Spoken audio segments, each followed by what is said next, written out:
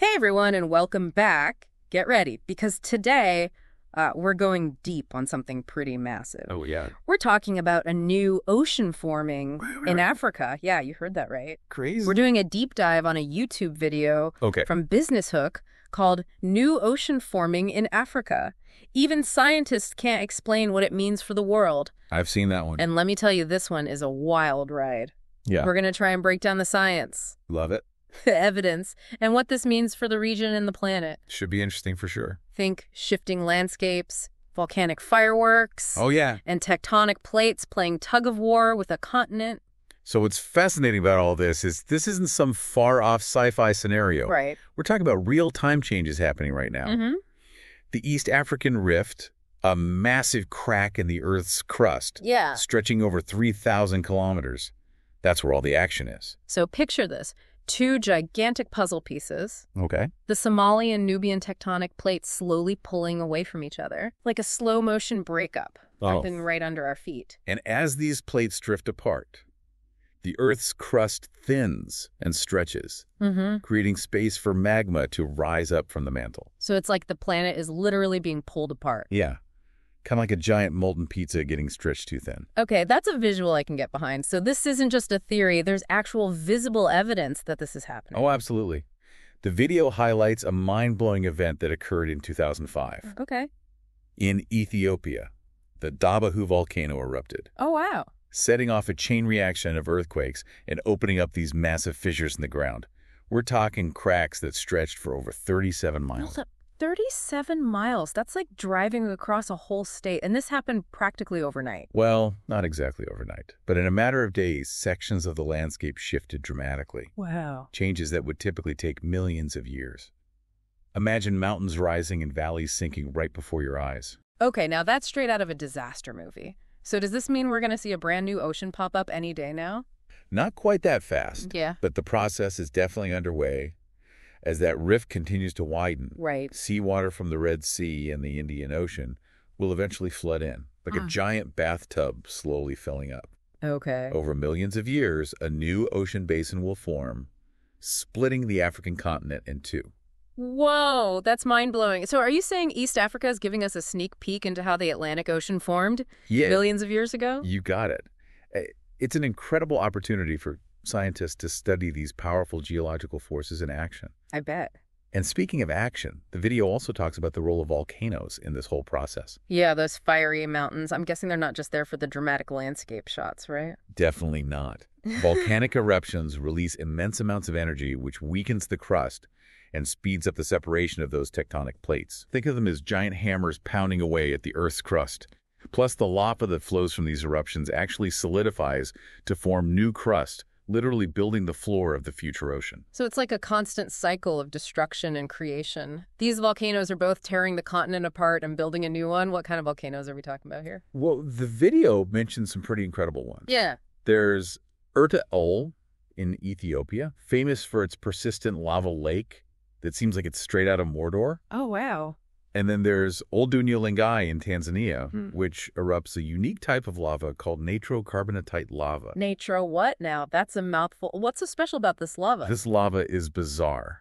It's black when molten. Really? But as it cools, it turns white. No way. Imagine black lava flows suddenly transforming into white, almost like magic trick. Wow, I can only imagine the sight. So these volcanoes are a vital part of this whole continental breakup. But this rift isn't just about rocks and magma, right? It's also about the life that exists in this region. You're absolutely right.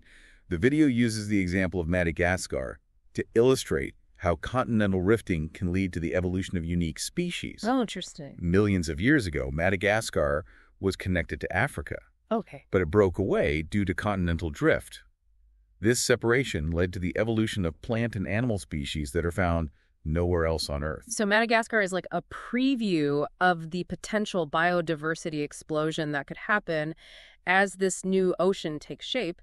That's incredible. What kind of new life forms might we see? Well, as that rift widens and the sea floods, and new marine environments will emerge, we could see the formation of vibrant coral reefs, fascinating deep-sea ecosystems, and even the evolution of entirely new species adapted to these unique conditions. It's almost like a blank canvas for Mother Nature to create a whole new masterpiece.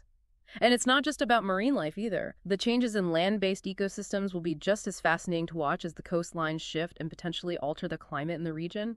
Exactly. The East African Rift is a region in constant flux, a living laboratory where change is the only constant. And this dynamism isn't just limited to East Africa. Right. It's a reminder that our entire planet is in constant motion, shaping and reshaping itself over millions of years. It's amazing to think that we're getting a front row seat to a process that has shaped our planet for billions of years.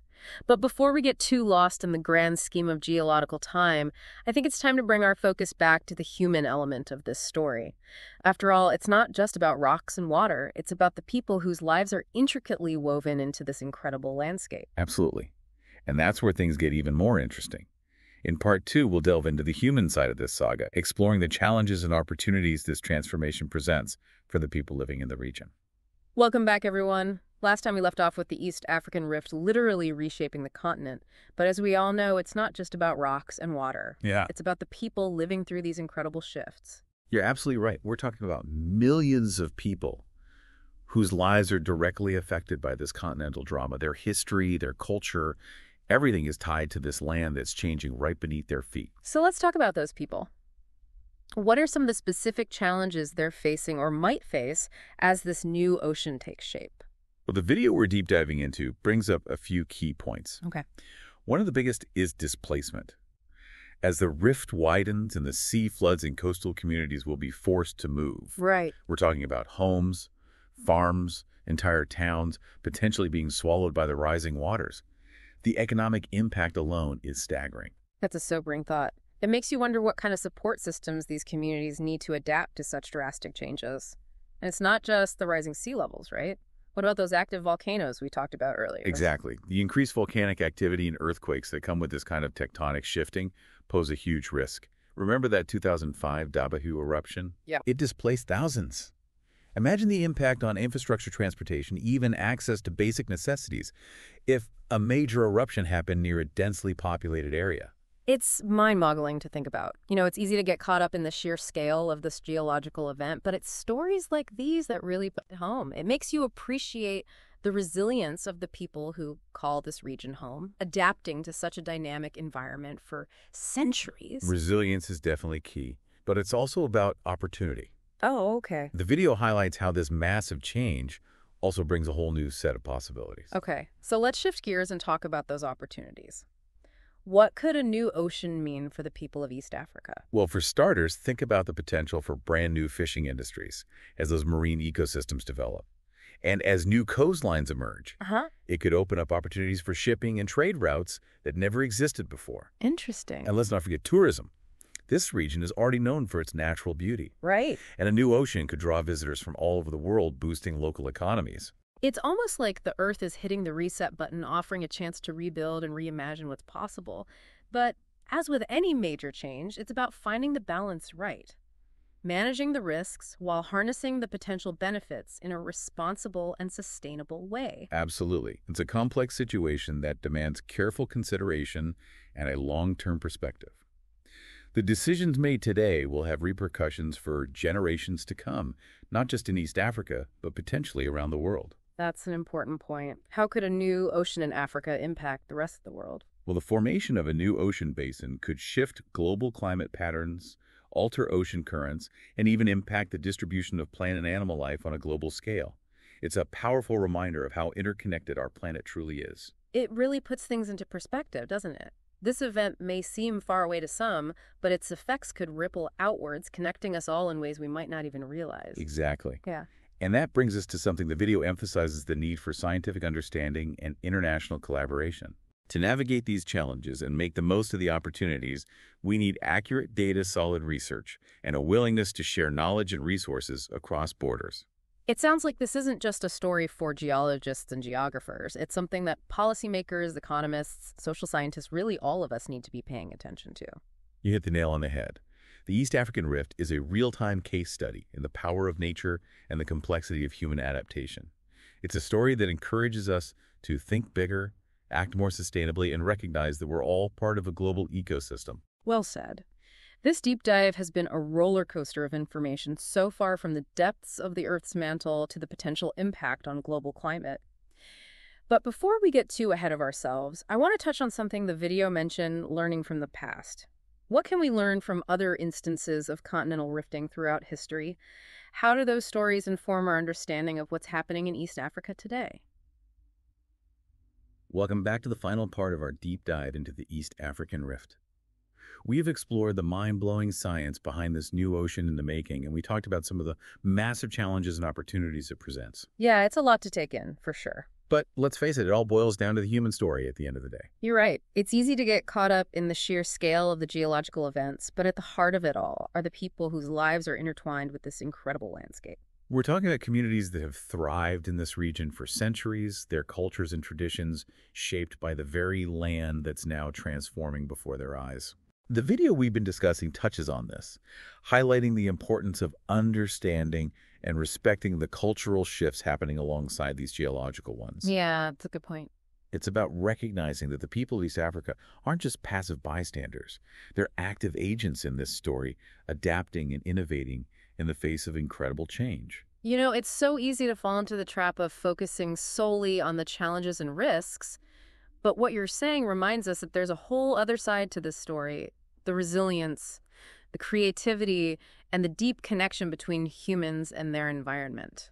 Think about it. For generations, these communities have developed intricate knowledge systems about their local ecosystems. That's true. They have cultural practices that have allowed them to coexist with this dynamic landscape for centuries. These aren't just stories. They're valuable resources, especially as we look towards an uncertain future. It makes you wonder, what can we learn from these communities? What wisdom can they offer as we grapple with the challenges of a changing world, not just in East Africa, but globally? There's a goldmine of knowledge waiting to be shared. Imagine scientists working hand in hand with local communities, combining traditional ecological knowledge with modern scientific methods to develop truly sustainable solutions. That would be amazing. And think about the importance of cultural heritage preservation. As the landscape transforms, it's vital to ensure these unique ways of life aren't lost in the process. It's a powerful reminder that navigating the future isn't just about technological advancements. It's about valuing diverse perspectives, respecting traditional wisdom, and cultivating a shared sense of responsibility for our planet. And it's about recognizing that we're all interconnected. What's happening in East Africa has ripple effects that extend far beyond the region, impacting global climate patterns, ocean currents, even the distribution of life around the world. Wow. It's a stark reminder that we're all part of one big interconnected system. You've really driven home the point that this isn't just a regional story, it's a global one with consequences that will be felt for generations to come. Absolutely. And that's why the video's call to action resonates so strongly. It urges us all to engage with this story, to learn more, share our perspectives, and become part of the conversation. It's a reminder that we're not just passive observers, we all have a role to play in shaping the future. The East African Rift is a living laboratory unfolding in real time. It's a story of immense scale and complexity, a story that offers us a glimpse into the power of nature, the resilience of life, and the potential of human ingenuity. Well, we've journeyed from the depths of the Earth's mantle to the heights of human resilience in this deep dive.